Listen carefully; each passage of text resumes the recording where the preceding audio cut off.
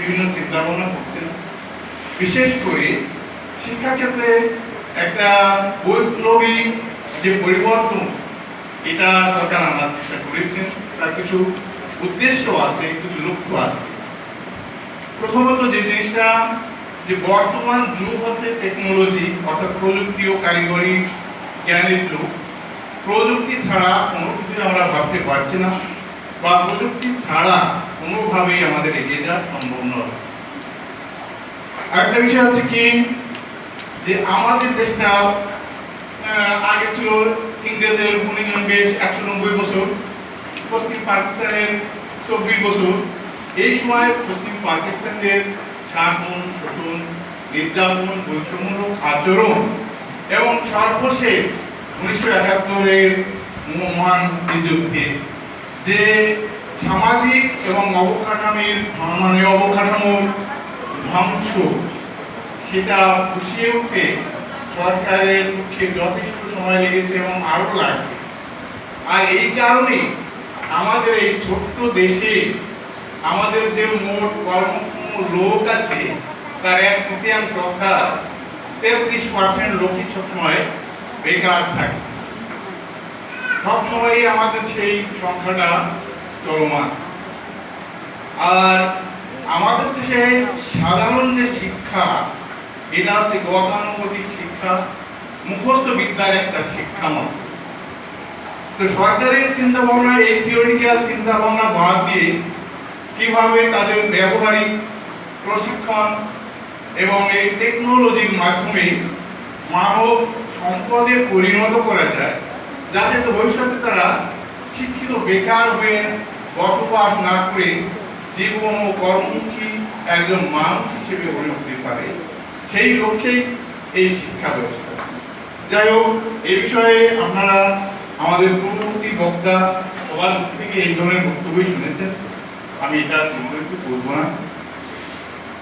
পরে যে বিষয়টা হচ্ছে যে আমরা গার্জিয়ান হিসেবে আমাদের মূল লক্ষ্য হলো আমাদের সন্তানটাকে সঠিকভাবে মানুষ করা এবং ভালো মানুষ করা।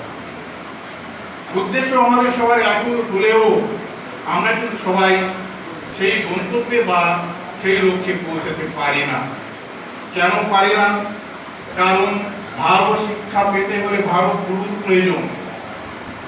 ভালো গুরু না হলে ভালো শিক্ষা জীবনে কখনোই অর্জন করা সম্ভব নয়। তো যে সমস্ত ফ্যামিলি বা পরিবার যারা নৈতিক, সামাজিক, ধর্মীয় অনুশাসন এগুলো সম্পর্কে ভালো জানে না বা বোঝে না, সেখান থেকে আমরা খুব বড় কিছু আশা করতে পারি না। আর একজন ভালো মানুষ হতে গেলে প্রথমে যে দায়বদ্ধতা, সেটা হচ্ছে পরিবারের। পরিবার যদি তার সন্তানকে সঠিক শিক্ষা দেয়, ভালো শিক্ষা দেয়, তাহলে সেই সন্তানই উপযুক্ত সন্তান হিসেবে গড়ে উঠতে পারে। তার সাথে সাথে থাকতে হবে প্রাথমিক শিক্ষা প্রতিষ্ঠান, মাধ্যমিক শিক্ষা প্রতিষ্ঠান এবং সমাজের বিশিষ্ট ব্যক্তিবর্গ সবার সমন্বিত চেষ্টা ছাড়া একজন মানুষকে ভালো মানুষ হিসেবে গড়ে তোলা কখনোই সম্ভব না। দ্বিতীয়ত কথা ওই একই, যদি আমরা ছেলেমেয়েকে যোগ্য, শিক্ষিত এবং দক্ষ একজন ছাত্র হিসেবে গড়ে তুলতে চাই, সেখানেও কিন্তু এই সমস্ত লোকেরই ভূমিকা। এদের বাদ দিয়ে কোনোভাবেই একটা ছাত্রকে সঠিক অবস্থানে পৌঁছানো সম্ভব না। আমরা অনেকে আমাদের এখানে প্রথম বক্তা বলেছিলেন যে শিক্ষকরাই পারে ছেলে মেয়েদের সঠিক পথে রাখতে বা তাদের দিয়ে ভালো রেজাল্ট করাতে। বর্তমান প্রেক্ষাপটে আমাদের তাবরবাবু বলে গেছেন এটা কিন্তু সম্ভব না। তাবরবাবু অতি বাস্তব কথা বলে গেছেন, যেটা অনেকে বলতে ভয় পান। বর্তমানে যে সামাজিক অবক্ষয়, সেটা যদি আমরা দেখি, আমরা দেখি সবাই, কিন্তু বলতে ভয় পাই। বলতে ভয় পাই কেন? আজকে আমরা এই সমস্ত ছেলে মেয়ের কাছে, আমরা সাধারণ মানুষ, শিক্ষক, শিক্ষিকা সবাই এতটা অসহায় এবং দিন নিয়ে আমরা দেখি শুনি, কিন্তু আমাদের কায়দা নেই। তো ছেলে মেয়েদের গার্জিয়ান তথা সমাজের বিশিষ্ট ব্যক্তিবর্গ তাদের যদি এই পথ থেকে ফেরাতে না পারে, তারা কোনোভাবেই ভালো মানুষ হবে না বা হতে পারবে না। তো ভালো মানুষ হিসেবে করতে গেলে ছাত্র, শিক্ষক এবং গার্জিয়ান তিনজনেরই সমান সমন্বয় না থাকলে কোনোভাবেই আমরা আমাদের সঠিক গন্তব্যে পৌঁছতে পারবো না। আর এই উদ্দেশ্যেই এই গার্জিয়ান সমাবেশ। তো গার্জিয়ানদের শুধু খালি আধিরা দিলেই চলবে না, কোন বিষয়গুলো নিয়ে আলোচনা হচ্ছে, কোন তার ছেলে মেয়ের জন্য করতে হচ্ছে, এগুলো তাদের সঠিকভাবে মূল্যায়ন করতে হবে এবং সেগুলো সংশোধনের জন্য যথাযথ ব্যবস্থা গ্রহণ করতে। যদি এটা করা যায় তাহলে এটা ভালো ফল আসবে, তাহলে তা না হলে কোনোভাবেই এটা সম্ভব না। যাই হোক, আপনারা মূল্যবান সময় নষ্ট করে রাখছেন, শুনে গেলেন শিক্ষকদের কথা, শুনে গেলেন আমাদের অফিসারদের কথা। আমি আশা রাখবো আপনারা এই কথাগুলো যথাযথভাবে মান্য করবেন, তাহলে আপনারা ভবিষ্যতে ভালো কিছু পাবেন। আর সবসময় খেয়াল রাখবেন, বিশেষ করে যেটা মানুষের সবচেয়ে বড় মাদক মোবাইল, এটাকে আপনারা যথাযথভাবে টেকনোলজি বলেন, এই ছেলে বা মেয়েকে মানে অচিরেই ধ্বংসের মুখোমুখি হতে হবে।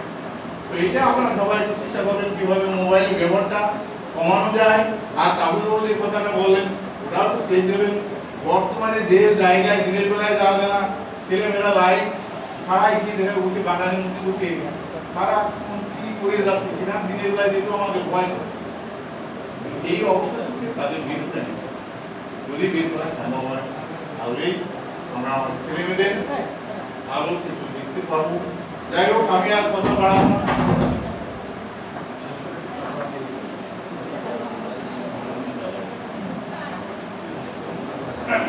যাই হোক, আমি আর কথা বাড়াবো না। আমাদের সমগ্র প্রধান শিক্ষকের কিছু কথা শুনে বলবেন। তো আমি আপাতত আমার বক্তব্য শেষ করছি। অনুষ্ঠান শেষ করতে হবে এর সাথে কিছু কথা বলার পরে। যাই হোক, সবাইকে আবারও ধন্যবাদ।